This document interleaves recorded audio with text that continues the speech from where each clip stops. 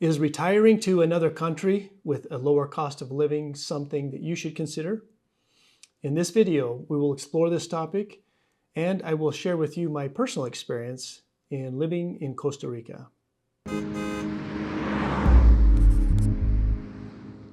Welcome to another episode of the Financial Fast Lane.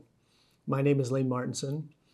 And so when it comes time to retire, about 12% of Americans consider retiring to another country with a lower cost of living. Currently, there are about 500,000 Social Security recipients, those that are already retired and already receiving their Social Security benefits. They are receiving those benefits while they are living abroad. And so many Americans have done this. And so now if you have spent any time online, searching and exploring the opportunities of retiring to another country, then you know that there are a lot of videos out there on this subject, right?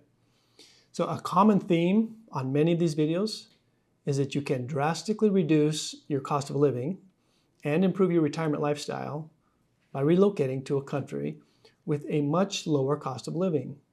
Many of these videos suggest that you could live well on $1,500 or even $1,000 per month.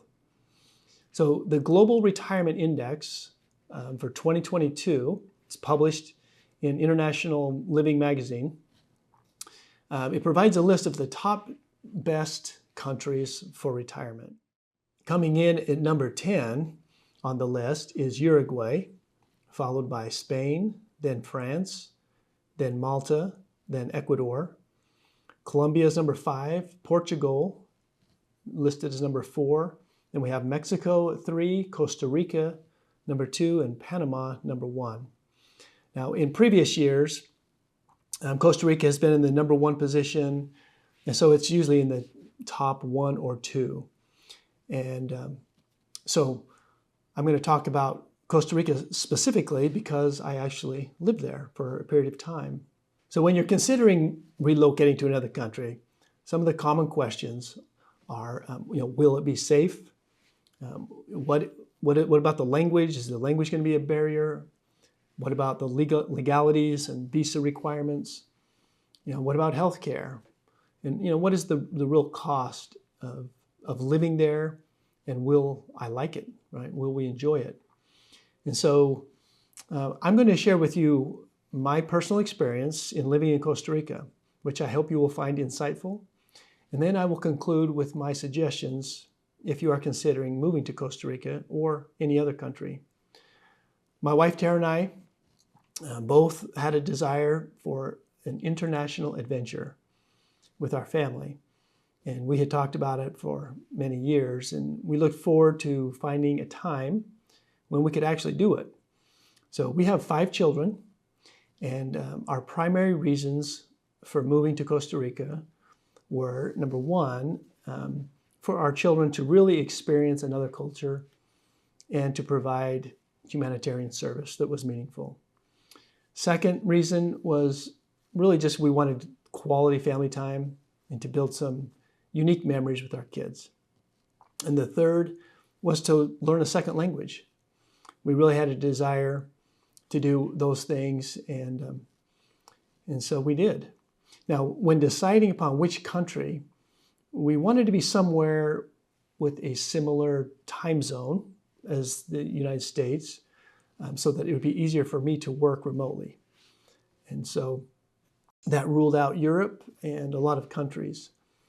At first, we were looking at South America. We're considering Argentina and Chile. But then as we thought more about it, we thought it would make some good sense to be a little bit closer proximity to the United States in case there was some need that we needed to travel home. And so then we ended up on Costa Rica. I've been a business owner for many years, since 1999, and I have employees in the States. And so I was in a position where I was able to do this and to work remotely. And so we moved to Costa Rica and we lived there for 1 year. This was during 2010 and 2011. Now, we knew that we didn't want to live in San Jose, in the city. We wanted to be near the beach. The most beautiful beaches in Costa Rica are on the Pacific side, in my opinion. That is where most of the tourism is, and just breathtaking, beautiful, warm water beaches. And so we found a house that we rented. It's a 2-story house, had 4 bedrooms, air conditioning, comfortable house. And we did have a car as well that was extremely helpful. Just down a short distance from our house, down this dirt road here, led right to the beach. And so we did spend a good amount of time at the beach, and our kids really enjoyed our time there. Very beautiful. There's a lot of beaches that are, we could go out and discover new beaches all the time. There's a lot of private little, unpopular coastline with just a lot of really nice and just beautiful tropical beaches. Of course, there's some beautiful swimming pools and all the things that you would expect in kind of a tropical paradise. Now, our younger kids, so out of our 5 kids, my 2 oldest weren't with us the entire time. So my oldest daughter was attending BYU, she was in college, and the oldest son was on a mission for our church. But they did come, and they were there for part of the time. And then we had our 3 younger kids that were with us the whole time. And so our 2 younger kids, initially we put them into an international school, thinking that would be the better education for them. But everyone in that were foreigners. They were Europeans or Canadians or Americans, and they didn't really want to speak Spanish, even though they could. And so we actually pulled our kids out of that, and we put them right in the local school near our house. And we really loved that experience. And so no one in the school spoke English, and so the girls really learned Spanish quickly. And, we just learned to absolutely love the Tico people. They are just a beautiful people, very kind, and we really, really enjoyed being with them. This was one of our friends, William Lopez, and we had hired him to give us some private Spanish lessons, and here he was teaching our 2 daughters. There was a good amount of homeschool and study that went on in addition to the school that we had them in. And my middle son there was in doing an online high school. It was his first year of high school. And so William Lopez and Jose Pina here, 2 really great friends that we still remain in touch with. Really love these guys. And we made a lot of friends. Really, really nice folks. In Costa Rica, there is a lot of wildlife of all sorts. Monkeys. Every day we would see these howler monkeys up in the trees. They can be very loud, but it was really fun to see them and to watch them. If you go a little bit further south, you come into different types of monkeys. I'm not sure what you call this one, but they were a lot of fun. They have some really big iguanas. Here I caught one by the tail. It's probably about 4 or 5 feet long. There are tarantulas. So as we would drive down our dirt road towards our home, it's about 3 miles kind of down this dirt road before we get to our house. And at night, it was very common to see tarantulas up, in the headlights. And they're big enough that they would cast a shadow, and so they looked a lot bigger than they actually were crawling across the road. But I did catch one here, and they never bothered us at all. But they do have some big spiders in Costa Rica, as well as turtle my daughter had here. A lot of horses. Rodeos are actually a pretty big thing in Costa Rica. They come through, and they have some really exciting and crazy rodeos. Soccer, of course, is a very big thing. In every little town, you're going to find a soccer field and kids out playing soccer. So when it came to spending money, I would typically go to the bank once a month, make a transfer from our U.S. bank account, and then have those funds converted into the Costa Rican colones. And so now using Costa Rican currency makes a lot of sense. You're going to typically overspend if you use some other currency. And so we just got in the habit of using the colones. 1,000 colones is equal to about $2 US dollars. And so here you can see the sign for tacos, which is basically a little under $2. We did some boating and some fishing. And so as far as food goes, there is a lot of seafood, a lot of fresh seafood in Costa Rica, and a lot of fresh tropical fruit. So mangoes, papayas, bananas, watermelon, pineapples. They are in abundance there in Costa Rica, and they're very inexpensive. So I absolutely love the tropical fruit there. And we would make smoothies every day, really. Now, the local Costa Ricans, they eat a lot of rice and beans. They have this morning rice and bean dish called gallo pinto, which is very popular. And they eat rice and beans with every meal, basically, the local folks. Now, there is a McDonald's in Liberia, Costa Rica, or Liberia is how I guess you'd pronounce that in English. And it was about an hour and a half drive from our house. And after about 6 months or so, our kids were kind of craving something familiar to them from home. And so we took a little road trip and drove to McDonald's. And it was interesting, on the McDonald's menu, you could order a side of gallo pinto. So they actually had that on the menu there. Everyone, even though they were getting McDonald's, the local folks they'd still want their side of rice and beans to go with it. I thought that was interesting. As far as the weather goes, it's very warm in Costa Rica and very humid. And it rains quite a bit. It is a tropical place, right? In Guanacaste specifically, you kind of have two seasons that they refer to as the rainy season or the dry season. And during the rainy season, you can have, weeks where it's raining pretty much every single day, nonstop.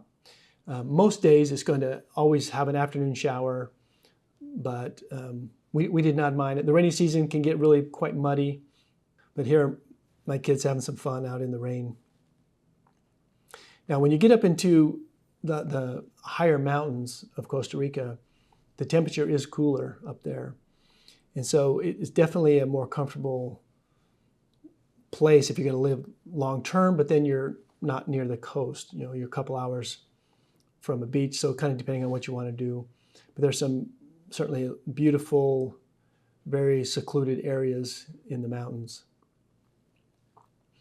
Costa Rica is famous for zip lining and a lot of outdoor activities, which may or may not be on your list of things in retirement. But now when it comes to like shopping for food and so forth, there's local tiendas, local stores that we would shop at. So about every other month, we would take a road trip and drive to San Jose because that's where they have a Price Smart, which is similar to a Costco. And so it's a heck of a long ways. It's a 5.5 hour drive. But we would go there and we'd kind of stock up on some things that we couldn't really find anywhere else. And so if you really love rice and beans and seafood and fish, then you don't need to worry about it. But if you're accustomed to other foods that aren't really available locally, it does take a little bit more effort to get it, and it does cost more. Because we were not legal residents of Costa Rica, our passports were only good for 90 days. And so, every 90 days we had to leave the country, get our passport stamped, and then we could come right back for another 90 days. And so we did that multiple times. And we didn't really mind it because we would just take little excursion, drive up to Nicaragua border, and then we'd typically spend the weekend in Nicaragua. Our favorite place to go was an island in Lake Nicaragua, Ometepe Island. And so we would take this ferry. It's about an hour boat ride. And this is an island that was created by a volcano. And I believe there's about 34,000 people that live on the island. And we would, rent motorcycles or scooters and ride around, explore the island. So we had a lot of fun in Nicaragua. We also, on one of our out-of-the-country excursions, we drove down to Panama. And Panama is one of the top destinations for retirees. We did not go down into Panama City, and so I don't have a lot of experience there. We would just spend a weekend near the border in Panama, and then we would return back to Costa Rica. So from my experience, Panama felt very, very similar to Costa Rica. Now, the roads in Costa Rica and the infrastructure is something that's, very noticeably different from what we were used to. A lot of the roads that are paved don't have a shoulder on the road, and so it wasn't uncommon if there's a car that has a trouble or for some reason, needs to stop, or if there's an accident, there's nowhere to go around, and so cars can really get backed up. A lot of the roads in Costa Rica are dirt roads, and they're kind of famous for having a lot of potholes. And especially where we lived over close by the coast is mostly dirt roads everywhere we went. And so having a four-wheel drive was really important. You can see just how muddy it could get, especially during the rainy season. And here I'm having to change the tire on our car. Now, how safe is it to live in Costa Rica? Most of the houses have bars or fences, and even barbed wire on some of the walls. And while we felt really safe, we always felt safe in Costa Rica, there is a fair amount of just petty crime, theft. So if there's anything valuable, you got to hold on to it because it will disappear. We had one of our friends that came out for a week visiting with us, and while he was with us, we were doing a bunch of touristy type of things for him or with him, and he had a very nice camera, well over $1,000 type camera, and we were on a bus. And he had set it down by his feet for a minute. We got up to leave, and it was gone. So it was sad that he lost his expensive camera, but we were actually more sad that we had a whole week of photos on that camera that forever gone. So theft is something, is anywhere in the world really, but that's kind of the main thing to be aware of in Costa Rica. So would I recommend retiring to Costa Rica? It really depends on the lifestyle that you want.